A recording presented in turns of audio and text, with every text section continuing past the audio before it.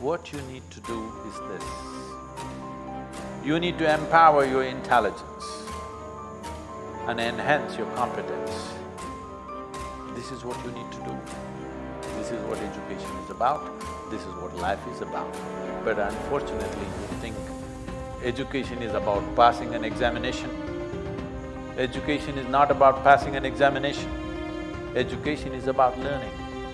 It looks like the world has forgotten about this.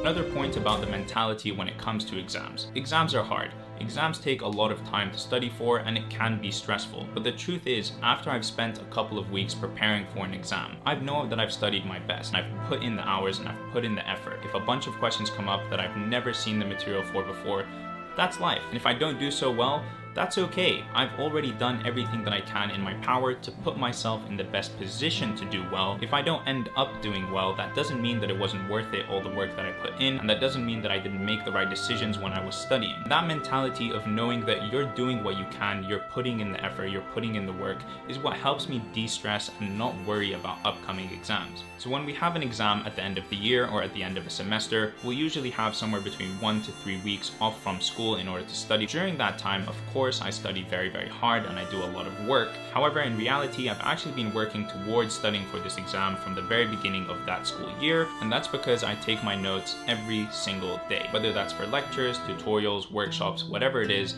every day I put in a small amount of work. So for example, today I have 5 lectures scheduled, and that means by either today or tomorrow I will have written all of my notes for those 5 lectures. So when it comes exam time in December, all I have to do is read them, learn them, memorize them, and I don't have to start from scratch writing those notes or learning that material because I already did it a couple of months ago in September. I will have already seen all of the material that's going to be tested at least once. So when you're reading it again, it's almost like a second read through. It's like you're building on the foundation of knowledge that you already have. Secondly, around exam time in those 1 to 3 weeks that we have off in order to prepare for exams, I really do put in the work. Of course, I still maintain a balanced life by going to the gym, doing exercise, seeing my friends, etc. But here the priority is studying for my exams. And during this period, I always study for the exact same number of hours and I always study with the exact same routine. I set myself a goal of 8 hours of studying in a day. I wake up at 7, I'm at the library and I start studying at 9. I study from 9 till 1, take a 2-hour lunch break and chill break from 1 till 3,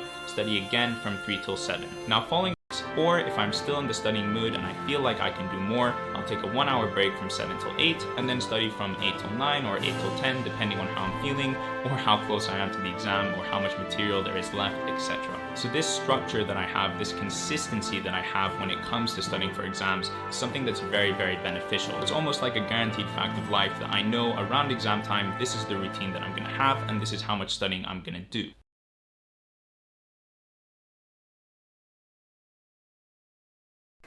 For one who is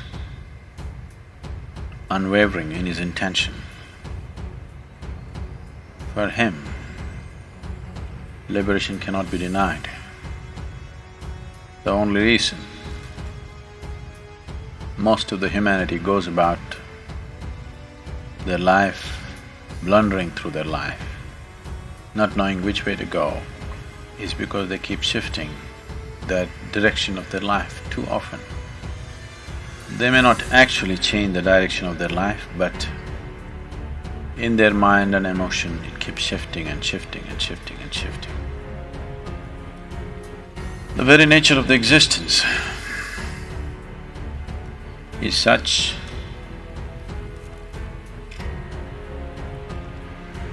today it is also a scientific fact, but this is the experience of every yogi, that in this existence, there is energy and there's consciousness. There is no such thing as physical matter.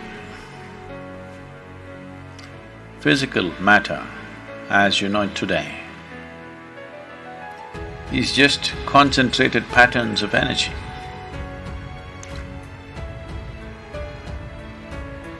Today, this is established science.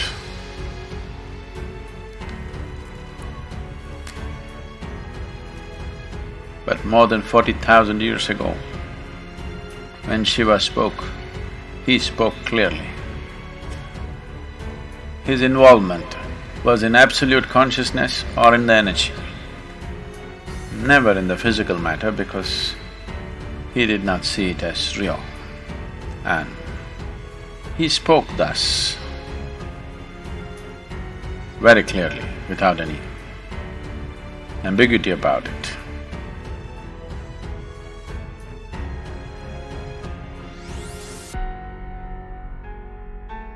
Do you see somebody is waiting for someone they badly want to see? Only 10 minutes. In the 10 minutes, they will look at the watch 25 times. Why? They want to prepone it. You're doing something that you don't want to do, so you want to postpone it. I'm asking, why the hell are you doing something that you don't want to do? No, because if I do this, I will get that, I will get that. That's not the point. There's nothing to get in this life. There's really nothing to get in this life. Either you lived this life in a profound and intense manner, or you did not. What will you get in the end? Only thing is the process of life. How wonderfully did you live? That's all there is. So if you are doing something really wonderful, do you want to prepone it or postpone it? Prepone it. So you must find what is it that you really want to do. If you find that one thing, you will always prepone everything, not postpone.